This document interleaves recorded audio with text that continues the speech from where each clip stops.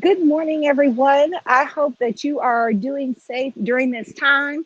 I apologize for being a few minutes late to our live with Dropping Gems with Ruby broadcast, our bi-weekly broadcast, where I talk to you a little bit about what's happening on the campaign trail, my passion for serving our community, and also just pertinent issues that are impacting folks across West Tennessee.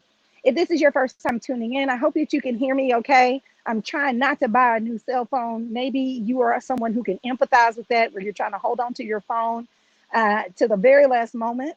So if I apologize in advance, hopefully you can hear me okay. Because again, we are at the polls. This is a live Facebook Live that is actually real people working really hard to make sure that, the core of our democracy, which is electoral politics, that it's a smooth process and that as many people can participate as possible. So if this is your first time joining, I am Ruby Powell-Dennis, candidate for state representative for District 97. I'm proud to be on the ballot. I'm a mother of two small children who I love very much, and also a former elementary school administrator, having served students and families in some capacity for over the last decade or more. So I'm joining you here from the Agri Center to talk a little bit more in depth about not only what's happening here at the polls, Democratic turnout in our county, and just some of the data pieces of where we are in our current elections, but also to talk a little bit about school reopening, because as you know, if you've been following me on social media, I care a lot about our educational system, in part because I've helped open a school in a school district, and I've filled hundreds of teaching positions all across Memphis and Shelby County. So I care and empathize with our educators who are facing some really difficult decisions, our school and system leaders who are facing some difficult decisions, as well as the parents and students who are also facing difficult decisions. So for today's live, we'll talk a little bit about that. But before I get started, it feels fully appropriate that I take a moment and acknowledge Ruth Bader Ginsburg, a woman whose just her legacy is an inspiration to me and many women around the world. I want to share a quick quote from her book, which is one of my favorites. If you don't have it, go get it from Barnes and Noble. But it says, "No one who is in business for profit can voice his or her beliefs on a workforce that includes many people who do not share their beliefs." So I say that to say that we have two forces at work here that are really impacting folks across West Tennessee, regardless of, how you might identify politically. First, we want to make sure that our voting processes and the ability to vote in our state is safe, but it's also efficient and effective. Right now, we've had, based on news reports that I've seen, estimates around about 13,000 people who have requested absentee ballots. I'm seeing a number of posts on social media with folks who say, they haven't yet received their vote by mail ballot. And so folks are starting to get worried and concerned. If you are one of those folks, what I am inviting you to do is keep a pulse on what is happening, keep posting on social media, keep speaking about it. Because if there are indeed issues, there are a number of organizations like the League of Women Voters, the Equity Alliance out of Nashville, that specifically work to protect voters' rights. As you know, Tennessee is one of the worst states in terms of our track record on voter suppression. And so we just want to make sure that every moment that we can, and again, this is regardless of political ideology, to vote in our country, that is the core of our democracy.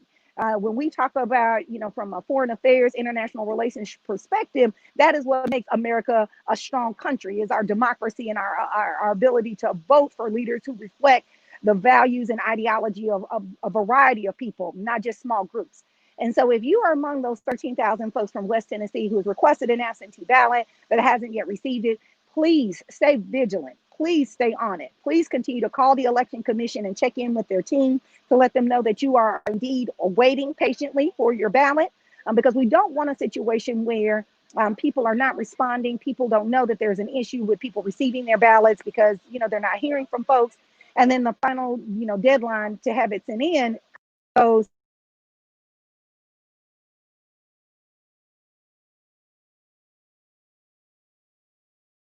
that you want to make sure that your vote is counted. And again, if you are a young person who is utilizing lots of social media and you have relatives who are not on social media, then you want to make sure you are checking in with them. Some of the greatest defense against voter suppression and limiting people's access to vote is people word of mouth, and us checking in with those that we love and care about to make sure that, hey, have you voted? Have you received your absentee ballot? No? Okay, no worries. Let's follow up. Let me make some phone calls and make sure that you get what you need.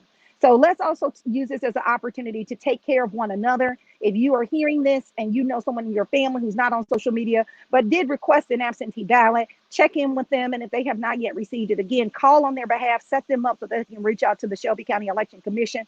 Because again, vote by mail is not a privilege, it is a right. You are a tax-paying citizen in this country. You deserve to participate and select leadership that, aligns with your views, your ideology, whatever that might be.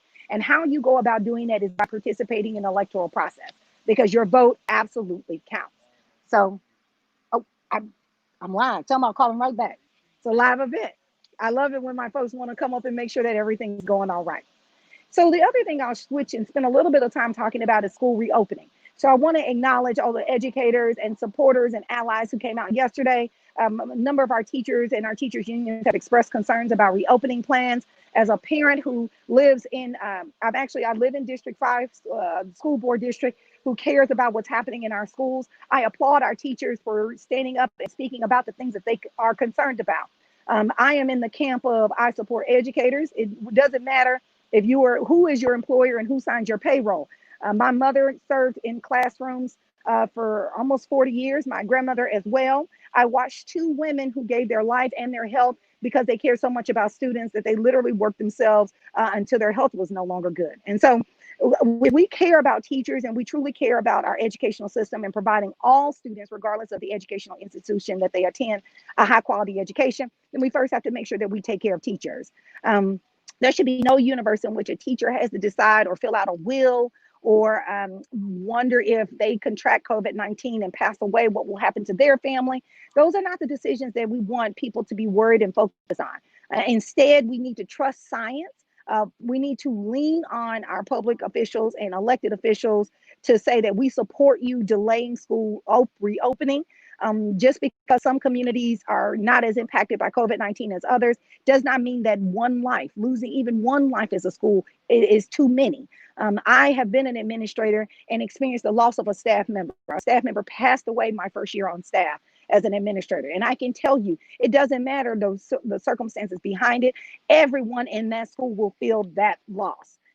And I'll repeat, everyone will feel that loss in that school community. So we have a due diligence to keep our teachers, our educators, and, to use Shelby County Schools as an example, there are almost 14,000 employees, depending on who's doing the math, in that district. So it's not just our educators who are in classroom directly working with students, but our janitorial services, our nutritional services, the ladies and gentlemen in the front office. It's the folks who are serving as instructional aides, pushing into classrooms, working with students. All of their lives are very important to me. And I continue to be and will always be a champion and an advocate that we need to postpone the reopening of schools because it is about making sure that those 14,000 staff members, just in Shelby County Schools alone. I also have Bartlett school system that I care deeply about. But, we can't have whole systems that have thousands of employees reopening and we not have already thought through, well, what if one of those staff persons gets sick and then they take it home to their family? What will be our reaction to taking care of that individual family,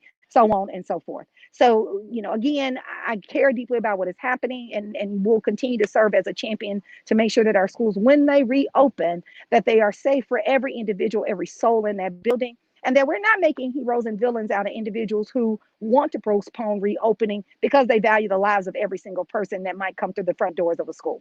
So I want to make sure that I shared that and let teachers know I stand in solidarity with you.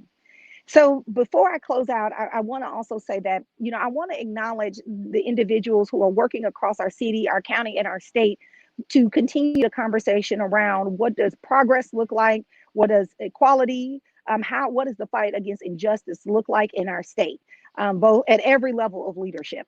And so, again, we've seen lots of changes, cultural changes in the last couple of weeks. People are having conversations, particularly around lines of difference, institutional racism, institutional oppression, systemic oppression.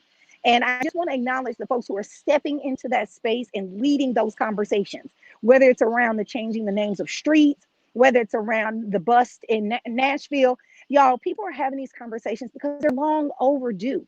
We can't say that we value, the lives of every single person in our country and then simply ignore the pain, the anguish, and the decades and some examples, hundreds of years of inequitable systems that have persisted in our country. The one thing about leadership is that, sometimes you have to do what is unpopular. And that means that you have to stand up and acknowledge when there's an opportunity to right a wrong, a long-standing wrong, that you take that opportunity. Because leadership, I can tell you, is not always fun. It's not always about being popular. But it is about making decisions that long term position our community to thrive. It positions our community to be inclusive, because I fundamentally believe that the state of Tennessee should continue to be a destination state. If people are looking for work opportunities, if they're looking for a great place to live, work, and play, I believe that the state of Tennessee should be top on their list. And I absolutely believe that people should consider Shelby County when they are thinking about where to start their family or grow their business. So please, I implore you to continue to open your hearts and minds to the culture conversations that are happening right now in our city and our community, especially ones that are mobilizing, our young folks and getting them involved, whether it's in electoral politics, community activism, advocacy. Because again, a healthy, thriving, democratic society is indeed activating different people in different communities in different ways. And that's not about making heroes and villains out of people, but rather, if we say to folks, hey, we want you to participate in this democracy. We want you to be taxpaying citizens. We want you to support all of these things. Then, that also includes that when people want to step up and serve, even if their leadership archetype is different than my own or different than others, it doesn't mean that it's not valuable and important, particularly as we think about where our country needs to head coming out of this pandemic. So I'll close by saying this. I am thankful for the opportunity to meet the hundreds of voters who have already come through in the first 5 days of early voting. It has been truly a pleasure to shake your hand, virtually. We do air handshakes, virtual bumps of the elbow, and to hear what are the issues that concern you. And again, I get a chance to talk with folks on both sides of the aisle. And what I have learned is this: everyone wants change. Everyone wants strong, stable, dependable leadership that is going to make strong fiscal decisions, right? And also one that's going to take into account nuance, context, and sit with that and be intentional about the decisions. And because there is long-term implications for all the things that we do, both those who are already serving in the public servant space and those of us who were seeking and asking for your vote to eventually serve as an elected official. So I thank you all for being the leadership that the change that you want to see in the world, for going from good to great and great to transformative. And I encourage you to stay encouraged and stay in the fight, advocating to make sure that the state of Tennessee, that Shelby County, West Tennessee continues to be a wonderful place for us all to live, work, and play. So if you get out today, I encourage you to come by the Agri Center and see me. I do have folks wearing shirts at a number of polling locations across the city and district. But if you want a chance to talk with me, the candidate, I'd love to talk with you one-on-one, socially distanced and with a mask on, of course. But I'd love to talk with you about what's on your heart and mind. What are the issues you'd like for me to address? And how can I, just be helpful to you personally during this difficult time? So until next time, our next live, I want you to stay safe, and I will talk to you soon.